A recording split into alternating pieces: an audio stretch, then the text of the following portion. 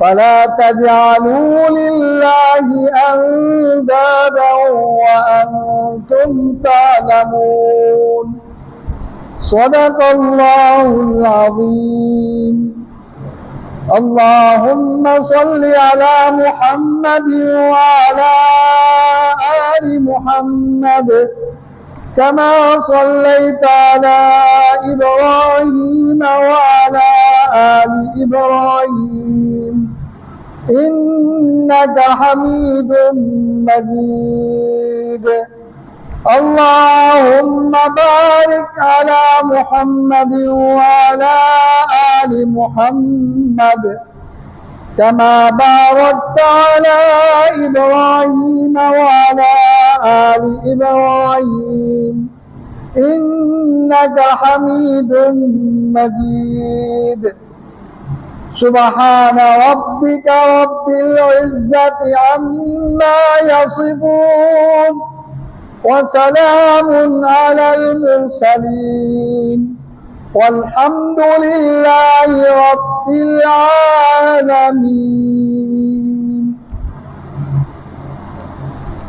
میرے انتہائی قابل قدر بزرگوں، عزیزوں، دوستوں، میں نے آپ کے سامنے سورہ بقرہ کی تیسرے رکوع سے 2 آیات کریمہ تلاوت کی ہیں. اللہ رب العالمین سے التجا ہے کہ مجھے صحیح بیان کرنے کی اور پھر ہم سب کو سمجھ کر اس کے مطابق عمل کرنے کی توفیق عطا فرمائے. سورہ بقرہ بڑی عظیم سورت ہے اور قرآن پاک کی سب سے بڑی سورت بھی ہے، اور اس میں اعظم والی آیت یعنی آیت الکرسی بھی اسی سورت کا حصہ ہے. اور اس سورت کے اندر عقیدہ توحید، عقیدہ رسالت اور جہاد کو بڑے احسن طریقے سے بیان کیا گیا ہے. اور اس سورت کے پہلے 2 رکوع کے اندر 3 جماعتوں کا تذکرہ کیا گیا. ایک جماعت خالصتاً پکے مومنین اور دوسری جماعت پکے کافر اور تیسری جماعت منافقین. بڑی دلچسپ بات یہ ہے کہ اللہ نے مومنین کی 5 صفات بیان کی ہیں تقریباً 4-5 آیات کریمہ کے اندر، اور ان کا انجام بھی ذکر فرما دیا. 5 صفات مومنین کے بیان کی، پھر ان کا انجام ذکر فرمایا. اسی طرح پھر کفار جو پکے کفار ہے، یعنی وہ کافر جن کے اوپر ہدایت کا کوئی اثر نہیں ہو سکتا، ان کا ذکر فرمایا. یہ میں نے اس لیے کہا ہے کہ اللہ تعالیٰ خود فرماتے ختم اللہ علی قلوبہم وعلی سمعہم وعلی ابصارہم، کہ اللہ نے ان کے دلوں پر، ان کے کانوں پر مہر ثبت کر دی ہے اور ان کی آنکھوں پر پردے ہیں. تو یہ 3 ہی ذرائع ہیں علم کے، دل، کان، آنکھیں. تو یہ تینوں ذرائع ان کے ختم ہو چکے. جب یہ ختم ہو گئے تو اب ایمان لانے کی کوئی امید نہیں ہو سکتی. اللہ تعالیٰ نے ان کا انجام بھی فرمایا وَلَهُمْ عَذَابٌ عَظِيمٌ، ان کے لیے بہت بڑا عذاب ہے. یہ دونوں گروہوں کا ذکر ایک مختصر رکوع کے اندر فرما دیا، پکے مومن اور پکے کافر. اور پھر تیسری جماعت جو باقی منافقین کی، ان کے حالات، ان کے صفات اللہ پاک ایک بڑے رکوع کے اندر بیان فرمائے. کیونکہ یہ سب سے زیادہ خطرناک ہے، ان کا پتہ نہیں چلتا، یہ اوپر سے ایمان کا لبادہ اوڑے ہوئے ہیں اور لیکن اندر سے یہ پکے کافر ہیں، اور یہ اسلام کے لیے سب سے زیادہ نقصان دہ ہے۔ اسلام کو ہمیشہ ایسے لوگوں نے لا تلافی نقصان پہنچایا ہے جو اسلام کا دعویٰ کرتے ہیں اور پھر یعنی ان کی زبان ان کے دل ان کی زبان کے موافق نہیں ہوتے۔ بہرحال دو رکوع میں ان تینوں جماعتوں کا ذکر کرنے کے بعد اللہ تعالیٰ تمام انسانوں سے مخاطب ہوتے ہیں، فرمایا یا ایھا الناس اعبدوا ربکم الذی خلقکم، اے لوگو آپ نے رب کی عبادت کرو۔ یہ دعویٰ سورت ہے، سورہ بقرہ کے اندر دعویٰ توحید کو 3 مرتبہ ذکر کیا گیا ہے۔ تو پہلا مقام یہ ہے کہ اللہ تعالیٰ تمام انسانوں سے مخاطب ہو کر فرما رہے ہیں کہ آپ نے رب کی عبادت کرو۔ رب کس کو کہتے ہیں؟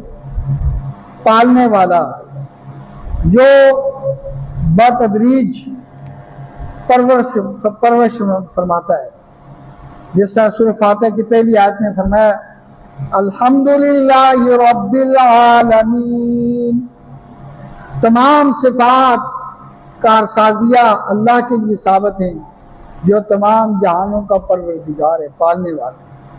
تو یہاں بھی لوگوں سے خطاب کر کے اللہ تعالیٰ فرماتے ہیں کہ تم آپ نے رب کی عبادت کرو۔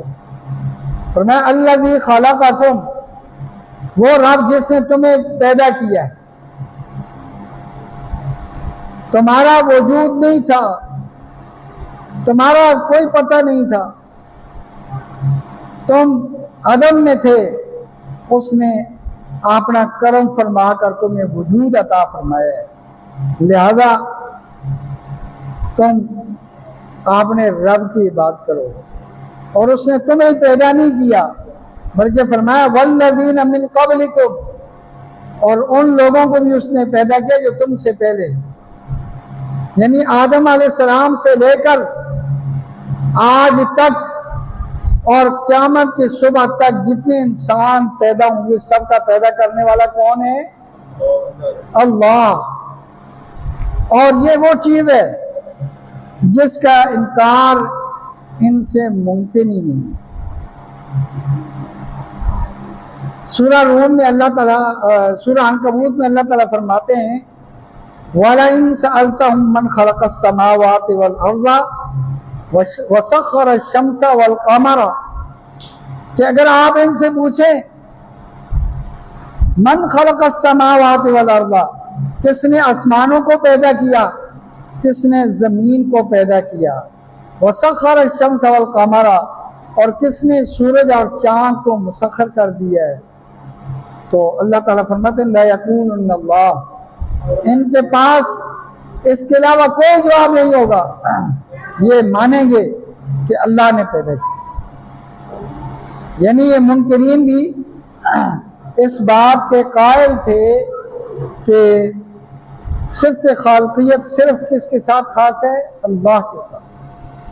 اور سورہ یونس میں تو اس سے وضاحت کر دی، فرمایا قل من یرزقکم من السماء والارض ام من یملک السمع والابصار ومن یخرج الحی من المیت ویخرج المیت من الحی ومن یدبر الامر فسیقولون اللہ۔ فرمایا کہ اگر آپ ان سے پوچھیں کہ تمہیں آسمانوں اور زمین سے رزق کون دیتا ہے، تمہارے کانوں آنکھوں کا مالک کون ہے، اور کون زندہ کو مردہ سے، مردہ کو زندہ سے نکالتا ہے، اور کون کاموں کی تدبیر کرتا ہے؟ تو فرمایا لا یقولن اللہ، ان کے پاس اس کے سوا کوئی جواب نہیں ہوگا، یہ کہیں گے کہ یہ سب امور سر انجام دینے والا کون ہے؟ اللہ۔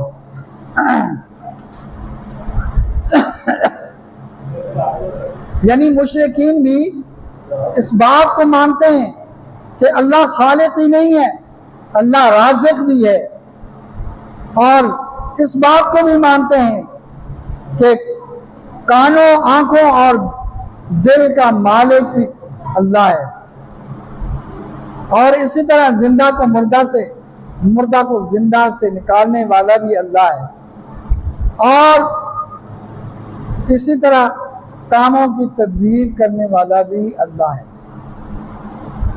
تو جب یہ باتیں ہیں تو پھر ان سے یہ سوال ہے کہ پھر اللہ کے ساتھ شریک کیوں نہیں ٹھہراتے؟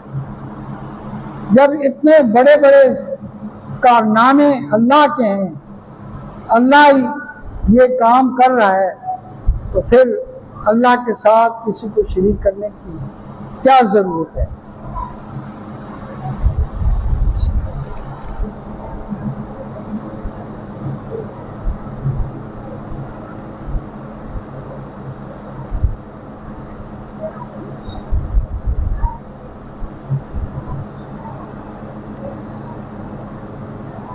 الحمدللہ۔ تو جب یہ سارے کارنامے اللہ کے ہیں، پھر تمہیں عبادت بھی کس کی کرنی چاہیے؟ اللہ کی کرنی چاہیے۔ اس لیے فرمایا سورہ فاتحہ کے اندر ایاک نعبد و ایاک نستعین، ہم عبادت بھی تیری کرتے ہیں اور مدد بھی تجھ سے ہی مانگتے ہیں۔ یعنی عبادت بھی خاصہ خداوندی ہے، اللہ کے سوا کسی کے لیے عبادت نہیں ہو سکتی۔ عبادت صرف نماز کا نام نہیں ہے، صرف روزے کا نام نہیں ہے، صرف زکوٰۃ دینے کا نام نہیں ہے، تمام نظر و نیاز یہ سب کس کے لیے ہونی چاہیے؟ اللہ کے لیے۔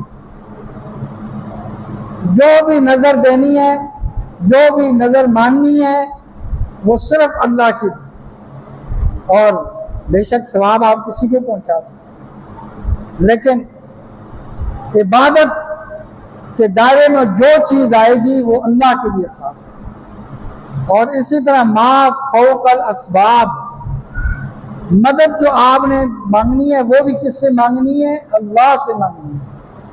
تو اس لیے فرمایا یا ایھا الناس اعبدوا ربکم الذی خلقکم، اے انسانوں اپنے رب کی عبادت کرو جس نے تمہیں پیدا کیا اور ان لوگوں کو جو تم سے پہلے ہیں، لعلکم تتقون، فائدہ یہ ہوگا کہ تم پرہیزگار بن جاؤ گے، تم متقی بن جاؤ گے۔ اور قرآن پاک کا فائدہ بھی کن کو ہوتا ہے؟ متقین کو۔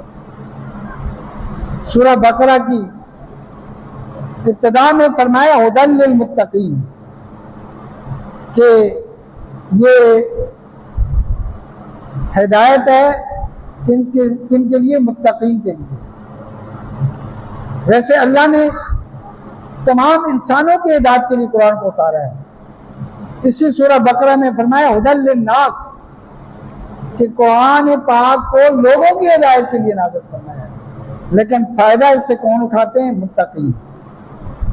ہے تو سب کے لیے فائدہ مند، سب ہدایت حاصل کر سکتے ہیں، سب کی ہدایت کے لیے، سب کی ہدایت کے لیے، چاہے وہ مشرق کا رہنے والا ہے، مغرب کا رہنے والا ہے، شمال کا رہنے والا ہے، جنوب کا رہنے والا ہے، بلا تخصیص۔ یہ بالعموم فرمایا کہ سب کے لیے ہدایت، لیکن ہدایت سے فائدہ متقی لوگ اٹھاتے ہیں۔ اور وہ متقی کون ہوتے ہیں؟ جو اپنے رب کی ہر طرح عبادت کرتے ہیں، وہ اس کی عبادت میں کسی کو شریک نہیں کرتے۔ تو یہ دلیل بیان فرما دی کہ وہ جس نے تمہیں پیدا کیا ہے اور ان لوگوں کو جو تم سے پہلے ہیں۔ آگے دوسری آیت کے اندر اللہ پاک ایک اور دلیل بیان فرما رہے ہیں، سمجھنے والے سمجھ سکتے ہیں۔ فرمایا الذی جعل لکم الارض فراشا، وہ ذات ہے جس نے زمین کو تمہارے نفع کے لیے بچھونا بنا دیا ہے۔ اب زمین اللہ نے ایسی بنائی ہے، آپ چاہیں اس کو جتنی سخت کرنا چاہیں سخت ہو جائے گی، جتنی نرم کرنا چاہیں نرم ہو جائے گی۔ الذی جعل لکم الارض فراشا، تو یہاں زمین کو کیا فرمایا؟ بچھونا۔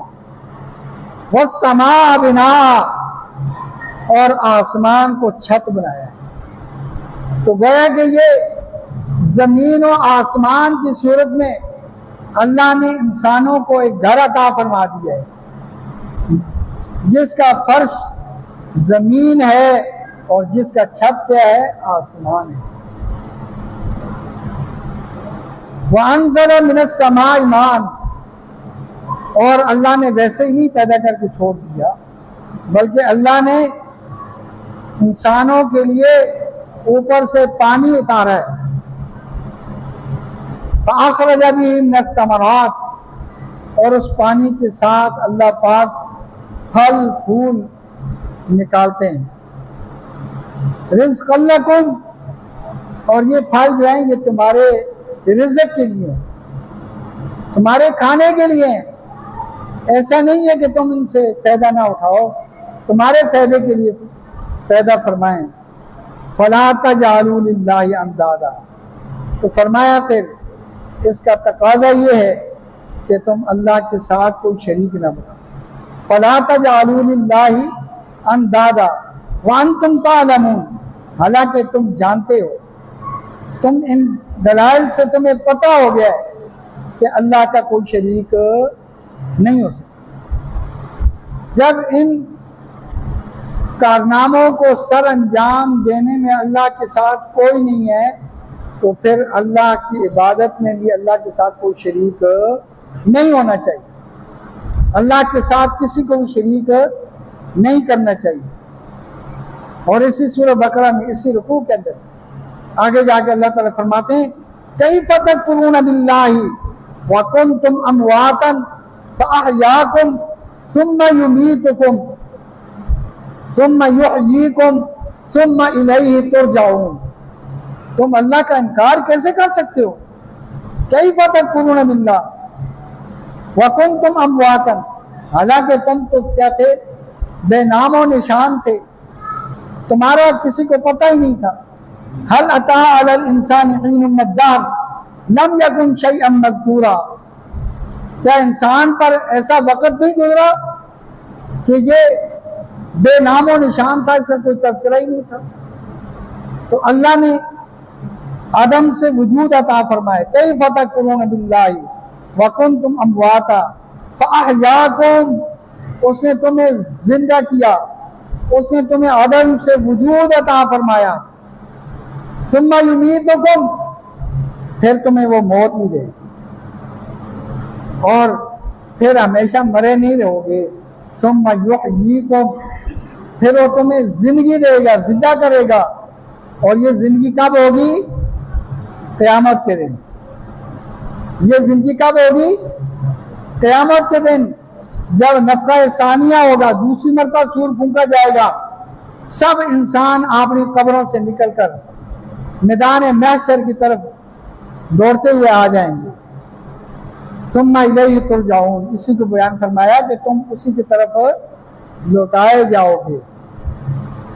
اور اگلی آیت میں فرمایا هو الذی خلق لکم ما فی الارض جميعا، اللہ وہ ذات ہے جس نے سب کچھ زمین کے اندر جو کچھ ہے وہ تمہارے نفع کے لیے اس نے پیدا فرمایا۔ یعنی زمین کے اندر جتنی بھی چیزیں ہیں وہ اصل میں بلا واسطہ یا بال واسطہ وہ انسان کے فائدے کے لیے۔ سورہ لقمان میں اللہ تعالیٰ فرماتے الم تروا ان اللہ سخر لکم ما فی السماوات و ما فی الارض، کیا تم نے دیکھا نہیں ہے کہ اللہ تعالیٰ نے تمہارے کام میں لگا دیا جو کچھ آسمانوں میں اور زمین میں ہے، وَأَسْبَغَ عَلَيْكُمْ نِعَمَهُ ظَاهِرَةً وَبَاطِنَةً، اور اس نے تمہارے اوپر اپنی ظاہری باطنی تمام نعمتیں جو ہے کامل فرما دی۔ اللہ نے کسی انسان کے اندر کوئی کمی چھوڑی ہے؟ کوئی کمی نہیں چھوڑی ہے۔ اللہ نے ہر انسان کو ایسا خوبصورت بیان فرمایا ہے، 4 قسمیں کھا کے اللہ تعالیٰ فرماتے ہیں لَقَدْ خَلَقْنَا الْإِنسَانَ فِي أَحْسَنِ تَقْوِيمٍ، کہ اللہ کی قسم انسان کو اللہ نے بہترین سانچے کے اندر پیدا فرمایا۔ اتنا خوبصورت، اتنی خوبصورت مخلوق اللہ نے کوئی نہیں پیدا فرمائی جتنا خوبصورت اللہ نے انسان کو پیدا فرمایا۔ تو جب اتنے اللہ نے کرم فرمائے ہیں، بلکہ اللہ تعالیٰ سورہ ابراہیم میں فرماتے ہیں وَإِن تَعُدُّوا نِعْمَةَ اللَّهِ لَا تُحْصُوهَا، کہ تم اگر اللہ کی نعمتوں کو شمار کرنے لگو تم شمار نہیں کر سکتے، ہماری گنتی سے باہر ہیں اللہ کی نعمتیں۔ تو کیا ہر نعمت اس بات کا تقاضا نہیں کرتی کہ ہم اللہ کا شکر ادا کریں؟ اور یہ شکر کیسے ہوگا؟ جب ہم اللہ کی خالصتاً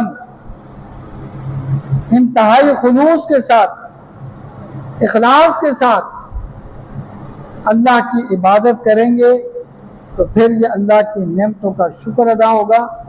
اور پھر اللہ یہاں چھوڑ نہیں دیتے، فرمایا کہ اللہ تعالیٰ تمہاری نعمتوں کو بڑھائیں گے۔ وَإِذْ تَعَذَّنَ رَبُّكُمْ لَئِن شَكَرْتُمْ لَأَزِيدَنَّكُمْ، کہ تمہارے رب کا یہ اعلان ہے اگر تم شکر ادا کرو گے تو میں تمہاری نعمت کو بڑھاؤں گا۔ وَلَئِن كَفَرْتُمْ إِنَّ عَذَابِي لَشَدِيدٌ، اور اگر تم ناشکری کرو گے تو پھر میرا عذاب بھی البتہ سخت ہے۔